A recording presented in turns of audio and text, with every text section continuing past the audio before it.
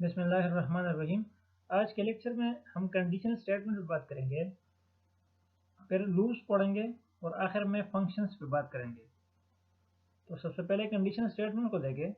जिस तरह और लैंग्वेज में कंडीशनल स्टेटमेंट्स होती है, एफ एल स्विच स्टेटमेंट वगैरह, बिल्कुल उसी तरह जावास्क्रिप्ट में भी कंडीशंस अवेलेबल हैं और उसी तरह ही काम करती है। जिस तरह आपको स्क्रीन पे नज़र आ रहा है, एफ कंडीशन को देखें। एफ के अंदर आप पैरेंथेसिस में कंडीशन रखते हैं और फिर उसकी बॉडी होती है, फिर एल्स होता है और उसकी बॉडी होती है। तो देखें, यहाँ पे एफ के अंदर आप कंडीशन रखते हैं। If this condition is true तो क्या होगा, एफ की बॉडी एग्जीक्यूट होगी। एफ की बॉडी में आप जो भी कोड रखना चाहते हैं रख सकते हैं। if condition of f is false, then control is jump to else part of this statement, और else के अंदर, else की बॉडी के अंदर जो भी कोड होगा वो एग्जीक्यूट होगा। एग्जांपल को आप देखें। फॉर एग्जांपल मेरे पास ये पेज है, मैं यहाँ पे एक पैराग्राफ ले रहा हूँ, उसकी आईडी रखता हूँ फॉर एग्जांपल टेस्ट, और यहाँ पे स्क्रिप्ट स्टार्ट कर रहा हूँ। फॉर एग्जांपल मेरे पास एक नंबर है num1 के नाम से, वो है उसकी वैल्यू 10। अब मैं देख रहा हूँ कि आया ये नंबर ऑड है और इवन, तो ये कंडीशन मैं एफएल्स के थ्रू चेक करूँगा।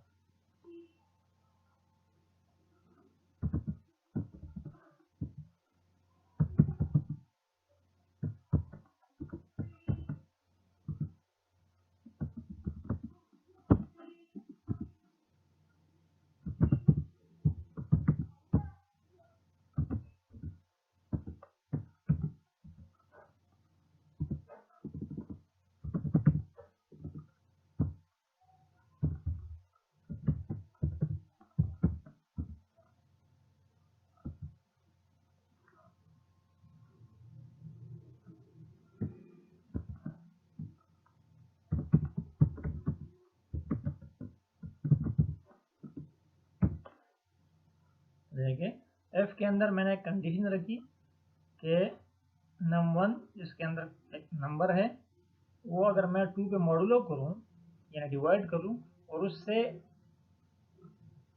रिमाइंडर 0 आ जाए, तो इसका मतलब क्या होगा कि ये नंबर इवन है। तो आप जस्ट प्रिंट कर दें उस पैराग्राफ के अंदर, जो जिसकी आईडी टेस्ट है उसके अंदर प्रिंट कर दे कि नंबर इज इवन। अगर ये कंडीशन फॉल्स है यानी वो नंबर 2 पे डिवाइड होके उसका रिमाइंडर 0 नहीं आता, तो obviously that number will be odd. तो देखिए, वो एल्स पार्ट में आप रखते हैं, यहाँ पे आप कोई कंडीशन नहीं रखेंगे।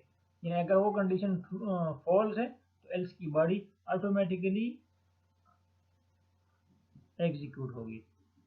मैं इस स्टेटमेंट को कॉपी कर रहा हूँ, अब देखिए पेस्ट कर दे, यहाँ पे जस्ट लिखे नंबर इज ऑड, मैं इसको एग्जीक्यूट कर रहा हूँ, नंबर इज इवन। अब देखिए, इस नंबर को मैं 11 कर रहा हूँ यानी ऑड, तो देखिए यहाँ पे इसको दोबारा एग्जीक्यूट करें, नंबर इज ऑड। ठीक है, या थोड़ा और एडवांस, अगर आप यूजर से नंबर लेना चाहते हैं, यूजर को बताएं कि आपने कोई नंबर एंटर करना है, फिर आप फाइंड आउट कर लें कि ये नंबर इवन है और ऑड है, और फिर उसको बताएं, यूजर को बताएं। तो इसके लिए आप क्या करेंगे, अब देखें यहाँ पे मैं ले रहा हूँ, चले इस सारे को मैं हटा रहा हूँ। अब देखें यहाँ पे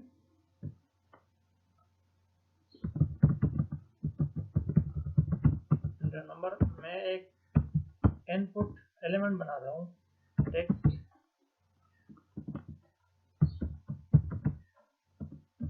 उसकी आईडी रख रहा हूँ फॉर एग्जांपल नंबर, और यहाँ पे एक बटन।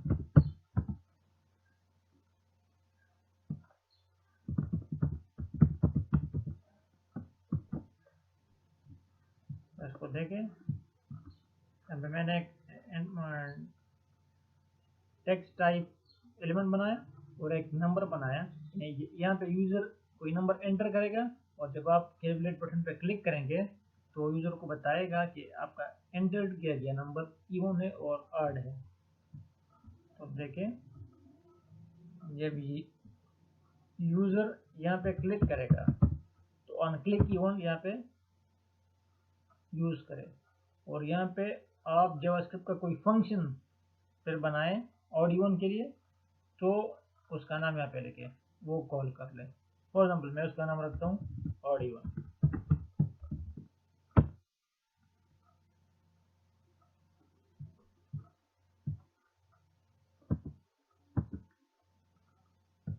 अभी हम स्क्रिप्ट स्टार्ट कर रहा हूँ स्क्रिप्ट, और ये फंक्शन बना रहा हूँ, फंक्शन ऑड इवन।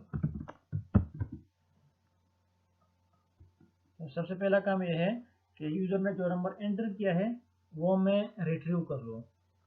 तो वन में एक वेरिएबल ले रहा हूँ, उसमें आप रिट्रीव कर ले इस तरीके से, document dot capital number ID, कौन से आईडी से, इस नंबर आईडी से,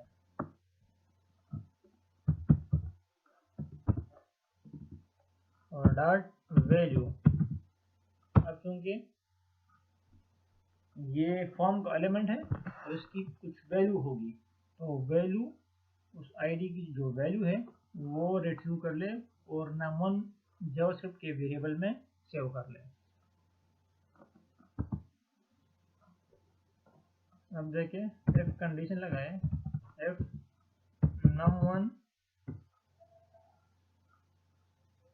मॉडुलो 2 इक्वल टू 0, तो क्या कर ले, अब उस num1 वेरिएबल में जो भी वैल्यू है उसको डिवाइड कर ले 2 पे। उसका अगर रिमाइंडर 0 है तो आप बता सकते हैं यूज़र को कि आपका नंबर इवन है। तो डॉक्यूमेंट, और यहाँ पे जहाँ पे आप प्रिंट करना चाहते हैं उसकी आईडी, तो फॉर एग्जाम्पल टेस्ट, और मेरे पास यहाँ पे एक टेस्ट आईडी पैराग्राफ होनी चाहिए, तो paragraph ID test.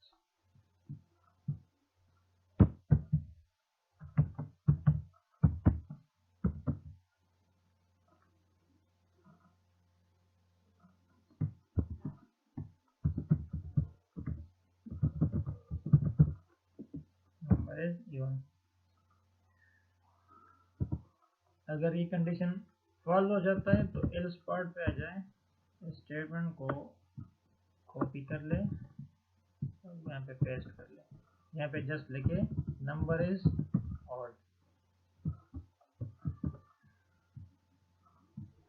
So let me execute this code, enter a number, let's suppose 10, calculate, number is even।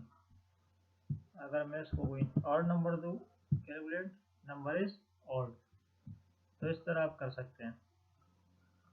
यहाँ पे एक इनपुट टाइप टेक्स्ट बनाए और फिर उसकी वैल्यू किस तरह गेट कर लें, यहाँ पे जावास्क्रिप्ट में इस तरह document dot gate element by ID, वो आईडी दे जहाँ से आपने वैल्यू रिट्रीव करनी है, और फिर डॉट वैल्यू यानी उसकी वैल्यू, इनर एस्टिमेट नहीं, डॉट वैल्यू उसकी वैल्यू, और किसी वेरिएबल में सेव कर लो।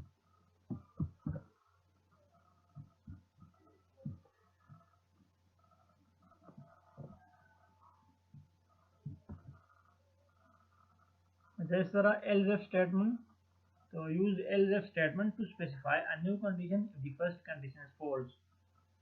तो फॉर एग्जांपल आपके पास ज़्यादा कंडीशंस हैं तो आप ज़्यादा एफ एल यूज़ कर सकते हैं, यानी एफ एल्स या एफ एल्स, लेकिन वहाँ पे कंफ्यूजन बन जाती है। तो बेटर क्या आप ज़्यादा एफ एल्स यूज़ करें, आप एल्स एफ वाला स्ट्रक्चर यूज़ करें, यानी फर्स्ट एफ फिर एल्स एफ और आखिर में एल्स, इस तरह आपको स्क्रीन पे नज़र आ रहा है।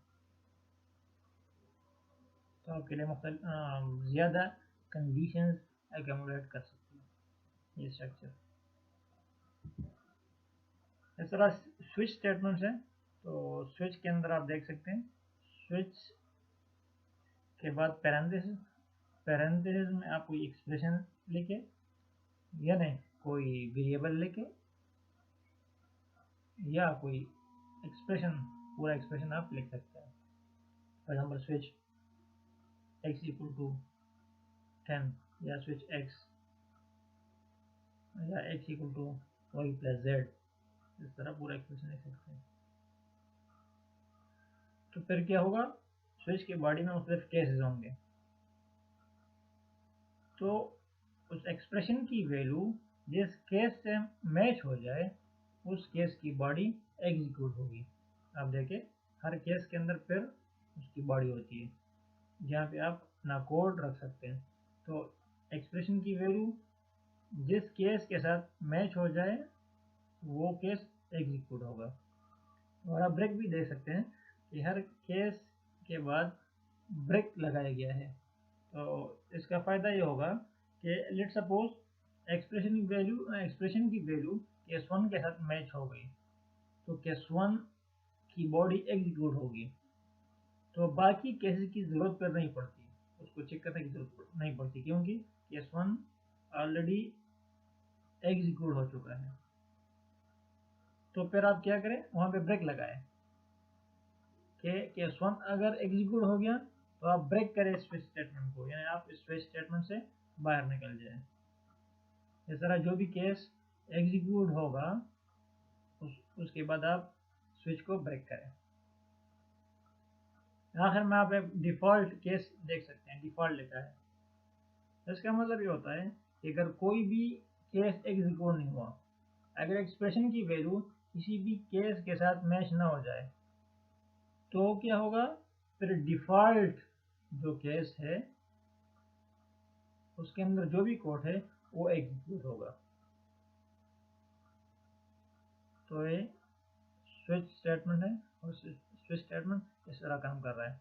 अच्छा आप देखें यहाँ पे एल्स स्टेटमेंट जो सेकंड नंबर है और स्विच स्टेटमेंट, इनके लिए एक आसान सा एग्जांपल ये बनता है कि आप इसके ज़रिए आप अपनी ग्रेडिंग करें कि फॉर एग्जांपल आप के मुख्तलिफ ग्रेड्स हैं, ग्रेड ए है 85 और उससे ऊपर के मार्क्स पे, इस तरह for example A negative grade है 80 और 85 के दरमियान, और फॉर एग्जांपल 70 और 80 के दरमियान बी प्लस है एंड सो ऑन। तो आप एल्स को या स्विच स्टेटमेंट को यूज़ करते हुए आप इसके लिए एक सिंपल सा प्रोग्राम बना सकते हैं। तो आप उस पर एग्जांपल खुद से रन करें। तो नेक्स्ट टॉपिक है लूप्स। तो जिस तरह और लैंग्वेज में लूप्स अवेलेबल हैं इस तरह जावास्क्रिप्ट में भी for while dual loops available है। यहाँ पे एक और लूप का इजाफा किया गया है फॉर लूप। तो सबसे पहले फॉर लूप को देखें। फॉर लूप में उसी तरह 3 स्टेटमेंट्स हैं, इनिशियलाइजेशन, कंडीशन और इंक्रीमेंटेशन और डिक्रीमेंटेशन।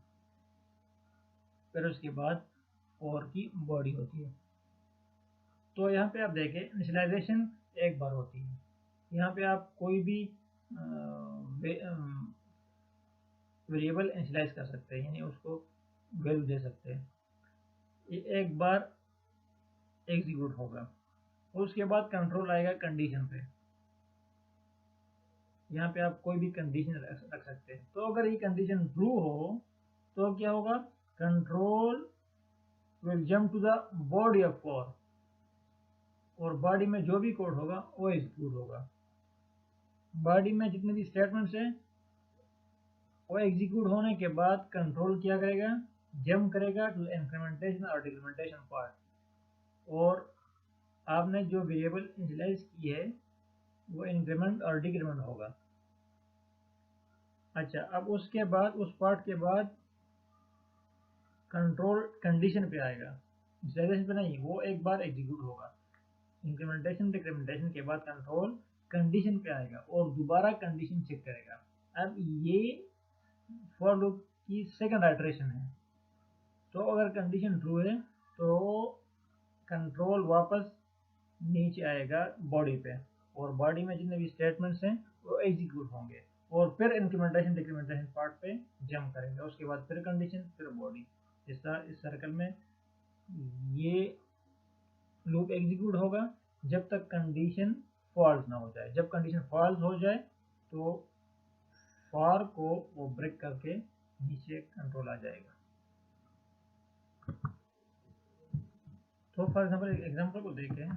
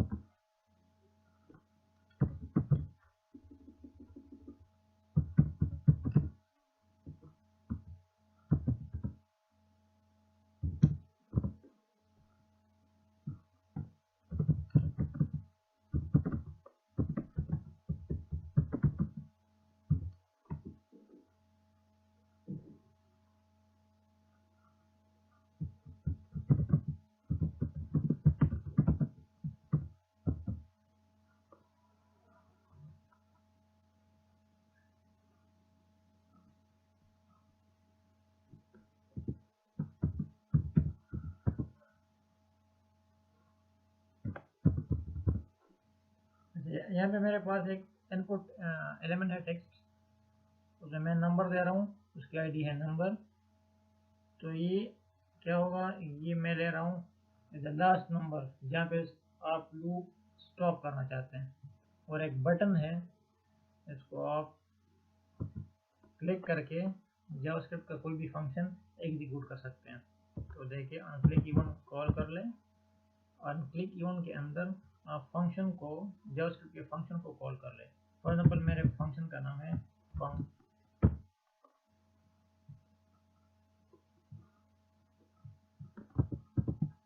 अच्छा, मैं स्क्रिप्ट स्टार्ट कर रहा हूँ। स्क्रिप्ट के अंदर मेरे पास है फंक्शन फंक के नाम से।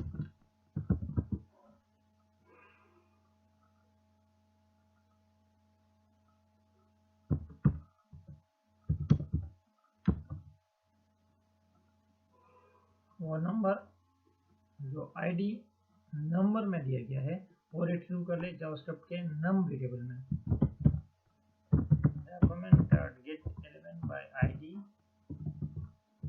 आईडी यहाँ पे है नंबर डॉट वैल्यू। अब देखिए मैं फॉर लूप स्टार्ट कर रहा हूँ। फॉर, यहाँ पे लेट सपोज मेरे पास एक वेरिएबल आई, उसकी इनिशियल वैल्यू मैं रख रहा हूँ 0, और कंडीशन क्या लगाऊं, जब तक आई की वैल्यू लेस है उस नंबर से जो यूजर ने इनपुट किया है, तो वो नम वेरिएबल में सेव है, और आई प्लस प्लस।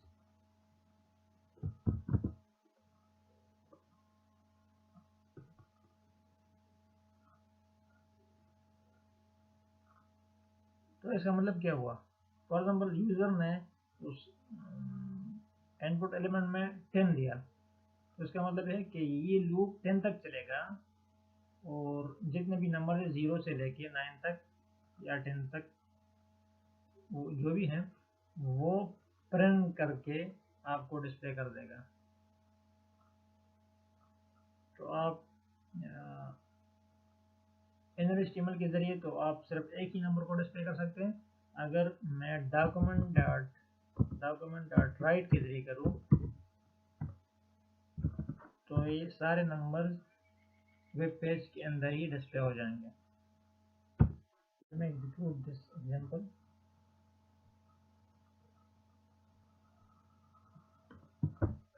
नंबर में यहाँ पे 10 दे रहा हूँ, लूप कर ले 0 1 2 3 4 5 6 7 8 9। ठीक है, तो आप पेज के अंदर सारे नंबर्स को डिस्प्ले कर सकते हैं।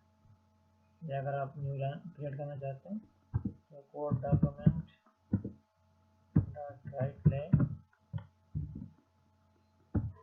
उसके अंदर आप ब्रेक यूज़ करें, HTML का जो ब्रेक टैग है, तो न्यू लाइन्स पे एंटर हो जाएंगे। फॉर एग्जाम्पल मैं चाहता हूँ 5 तक, तो 0 1 2 3 4 सही है।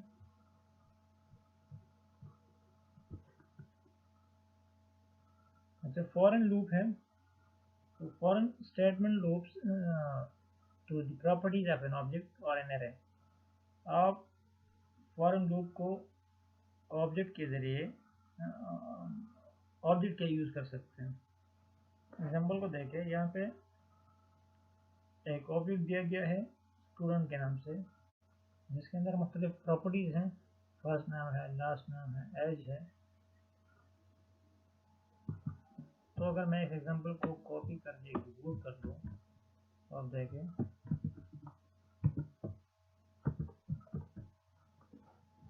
एग्जाम्पल को मैं एग्जीक्यूट कर रहा हूँ तो ये क्या करेगा, नासिर खान 20। इसको अब देखें, एग्जाम्पल के अंदर क्या है, फर्स्ट नाम है, लास्ट नाम है और एज है। तो ऑब्जेक्ट के अंदर, अच्छा अब क्या मैं क्या कर रहा हूँ लूप के अंदर, x in student, for x in students, यानी स्टूडेंट से एक एक प्रॉपर्टी लेगा और एक्स में डाल देगा, एक्स इन स्टूडेंट। तो फर्स्ट आइटरेशन में एक्स के अंदर आ जाएगा फर्स्ट नेम, एफ नेम। तो नीचे आप बॉडी में देखिए स्टूडेंट ऑफ एक्स, तो अब वो एक्स एज इंडेक्स काम करेगा, यानी एफ नेम फर्स्ट नेम। तो स्टूडेंट ऑफ एफ नेम, तो नासिर। तो आप टेक्स्ट जहाँ पे एम्प्टी वैल्यू है उस टेक्स्ट में डाल दें, तो वहाँ पे टेक्स्ट में आ गया नासिर। अब नेक्स्ट इटरेशन में देखिए एक्स इन स्टूडेंट, तो एक्स में आएगा एल नेम, यानी last name, last name students. तो नीचे आ जाए स्टूडेंट ऑफ एल नेम, तो खान।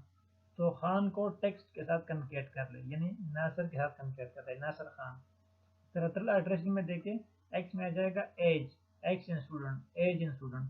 तो नीचे आ जाए स्टूडेंट ऑफ एक्स, यानी age, student of age in 20। तो टेक्स्ट के साथ कन्केट कर ले, यानी नासिर खान 20। तो इसका आंसर आएगा नासिर खान 20। यह असेंबली, इसको ख़त्म कर लें, इसको भी ख़त्म कर लें। अब एच को भी मैं रिमूव करता हूँ और इसको भी रिमूव करता हूँ। जस्ट मेरे पास है एक स्टूडेंट है, यहाँ पे 3 properties, F name, last name और एज। एक वेरिएबल है एक्स, एक्स इन स्टूडेंट। तो अब देखें, अब डॉक्यूमेंट राइट के थ्रू आप इसको राइट कर सकते हैं पेज के अंदर। तो क्या लिखे, स्टूडेंट ऑफ एक्स।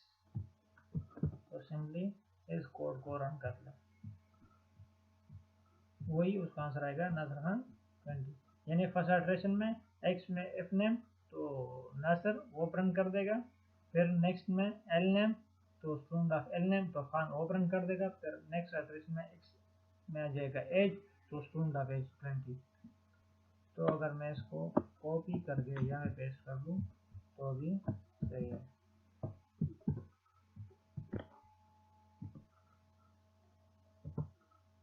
इसी तरह वाइल और डू वाइल लूप्स हैं, ये भी सेम उसी तरह है जो आपने पहले सी प्लस में पढ़े हैं।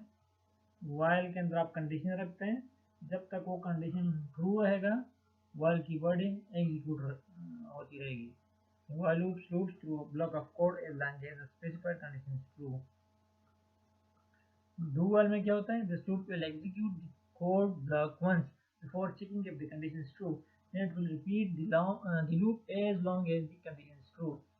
यहाँ पे क्या होगा, डू के अंदर आप बॉडी रखते हैं, वाइल में कंडीशन नीचे रखते हैं। तो कंडीशन चेक करने से पहले एक दफ़ा डू की बॉडी यानी बॉडी एग्जीक्यूट होगी, एक दफ़ा एग्जीक्यूट होने के बाद फिर कंडीशन पे जब कंट्रोल आएगा तो कंडीशन चेक होगी। अगर कंडीशन ट्रू है तो अगेन बॉडी एग्जीक्यूट होगी, और जब तक ये कंडीशन ट्रू रहेगा बॉडी एग्जीक्यूट होती रहेगी। तो दोनों में डिफरेंस क्या है, कि वाल में सबसे पहले कंडीशन चेक होती है, अगर कंडीशन ट्रू है तो बॉडी एग्जीक्यूट होगी। डू वाल में सबसे पहले एक दफ़ा बॉडी एग्जीक्यूट होती है, उसके बाद कंडीशन चेक होता है। ओके, नाउ फंक्शन को देखें। Function is a block of code design to perform particular task. It is executed when something invokes it. A JavaScript function is defined with the function keyword followed by a name followed by parentheses. Function names can contain letters, digits, underscores, and dollar signs. The parentheses may include parameter names separated by commas. अच्छा, आपने अभी तक मुख्तलिफ example में functions पढ़े। Function आप किस तरह बनाते हैं? फंक्शन बनाने के लिए आप सबसे पहला काम ये करेंगे कि फंक्शन कीवर्ड यूज़ करेंगे। कोई भी फंक्शन आप जब डिक्लेयर करते हैं तो उससे पहले फंक्शन कीवर्ड आपने ज़रूर यूज़ करना है। फिर उसके बाद फंक्शन का नाम, आप जो भी नाम रखना चाहते हैं, उसके चंद रूल्स हैं कि उसमें लेटर, डिजिट, अंडरस्कोर और डॉलर साइन हो सकते हैं। इसके अलावा बाकी जो सिंबल्स हैं वो आप यूज़ नहीं कर सकते। और फिर पैरेंथेसिस के अंदर पैरामीटर्स आप डाल सकते हैं, आर्गुमेंट, जो आप फंक्शन को जो वैल्यूज आप भेजेंगे। और फिर उसकी बॉडी, तो बॉडी में आप जो भी कोड रखना चाहते हैं वो आप लगा सकते हैं। अच्छा, आप फंक्शन को किस तरह कॉल करते हैं या फंक्शन से किस तरह वैल्यू रिटर्न कर सकते हैं? The code inside the function will execute when something invokes the function. या तीन तरीकों से आप फंक्शन को इन्वोक कर सकते हैं। When an event occurs, जब कोई इवेंट अगर होगा, फॉर एग्जाम्पल कोई एचटीएमएल इवेंट, जिस तरह यूज़र बटन क्लिक करता है, यूज़र कोई की प्रेस करता है, तो अभी तक आपने एचटीएमएल इवेंट के जरिए, क्लिक इवेंट के जरिए मुख्तलिफ एग्जाम्पल्स पढ़ लिए। When it is invoked, यानी आप जावास्क्रिप्ट के जरिए आप खुद फंक्शन कॉल करते हैं। जिस तरह नीचे एग्जाम्पल में आप देख सकते हैं, माई फंक्शन को कॉल किया गया है और उसको 4 और 3 ये दो वैल्यूज एज ए पैरामीटर भेजे गए हैं। या ऑटोमेटिकली सेल्फ इन्वोक या ऑटोमेटिकली इन्वोक हो जाए। Functions often compute a return value. The return value is returned back to the caller. जब फंक्शन वैल्यू रिटर्न भी कर सकता है और आपको पता है कि कोई भी फंक्शन सिर्फ एक ही वैल्यू रिटर्न कर सकती है, उसके लिए आप रिटर्न कीवर्ड लिखें और उसके आगे कोई भी वैल्यू लिखें, यानी वेरिएबल या कोई वैल्यू, तो वो वैल्यू रिटर्न करेगी। कहाँ पे? जैसे इन्वोक किया गया, जैसे फंक्शन कॉल किया गया है वहाँ पे वो वैल्यू रिटर्न होगी। एग्जाम्पल आप पढ़ लें। माई फंक्शन, फंक्शन कीवर्ड है, माई फंक्शन उसका नाम है, ए भी उसके पैरामीटर्स हैं।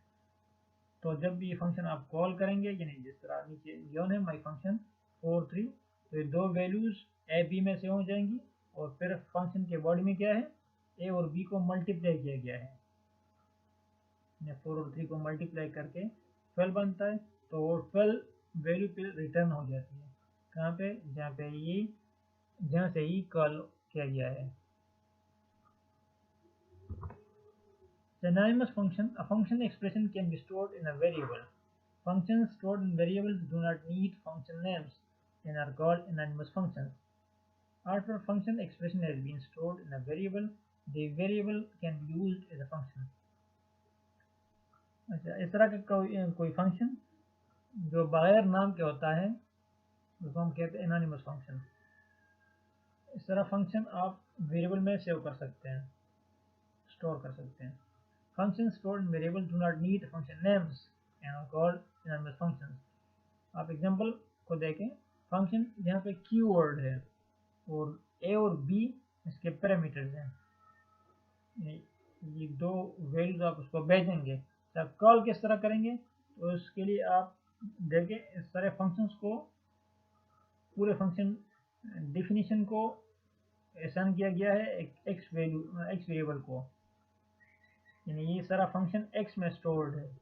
तो जब भी आप इसे कॉल करेंगे, नीचे आप लाइन में देख सकते हैं, तो एक्स के जरिए आप इसको कॉल करेंगे। एक्स कॉल कर ले और दो वैल्यूज पास कर ले, जिस तरह 52 यहाँ पे अवेलेबल है, तो x 52, तो 52 जाके ए बी में स्टोर हो जाएंगे, ए बी मल्टीप्लाई होंगे और रिटर्न होगा जो भी उसकी वैल्यू आएगी, और रिटर्न होगी कहाँ पे, जहाँ से कॉल किया गया है। तो इस तरह की फंक्शन को एनोनिमस फंक्शन कहते हैं। अच्छा, आज के लेक्चर में हमने मुख्तलिफ कंडीशन स्टेटमेंट देखी, एफ एल स्विच स्टेटमेंट वगैरह, फिर लूप्स पढ़े, for loop, while loop, do while loop. यहाँ पे एक और लूप का इजाफा किया गया है, फॉरन लूप, जो आप ऑब्जेक्ट्स के साथ यूज़ कर सकते हैं। उसके बाद फंक्शंस पढ़े, तो फंक्शंस आप अभी तक मुख्तलिफ एग्जांपल्स में आप फंक्शंस पढ़ चुके हैं। आप एग्जांपल देख सकते हैं, खुद से भी एग्जांपल आप कोड कर ले, एग्जीक्यूट कर ले, उस पर प्रैक्टिस कर ले। नेक्स्ट लेक्चर में जावास्क्रिप्ट में आगे चलेंगे और आगे एडवांस टॉपिक्स पढ़ेंगे। तब तक के लिए इजाज़त चाहता हूँ। अल्लाह हाफ़िज़।